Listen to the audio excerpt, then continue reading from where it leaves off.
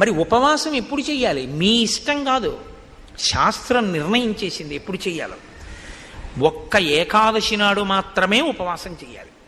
ఏకాదశి తిథి ఉపవాసం, ద్వాదశి పారణ. సూర్యోదయం అవగానే ఎంత తొందరగా వీలైతే అంత తొందరగా భోజనం చేసేయాలి. యంత్రాలని కూడా ఏం చేస్తామంటే షట్ డౌన్ అని ఆఫ్ చేస్తారు కొన్నాళ్ళు, ఓ 2 రోజులు విశ్రాంతిని ఇస్తారు, ఘర్షణ పుట్టేస్తుందని. మీరు ఈ శరీరంలో కొన్నింటిని ఆపడం మీ తరం కాదు, ఆపకూడదు కూడా. గుండె ఆపుతానంటే 2 రోజులు రెస్ట్ ఇస్తానంటే కుదరదు, ఊపిరితిత్తులు ఆపుతానంటే కుదరదు. కానీ అన్ని అవయవాలకి కావలసినటువంటి రక్తాన్ని తయారు చేయడానికి, తీసుకున్న పదార్థాన్ని జీర్ణం చెయ్యడానికి ఈ వ్యవస్థ నిరంతరం పనిచేస్తుంది. నిరంతరం పనిచేసే ఈ వ్యవస్థకి విశ్రాంతినిస్తే అది మరింత సంతోషంగా పనిచేస్తుంది. ఈ శరీరానికి అన్నం ఇవ్వడం ఆపి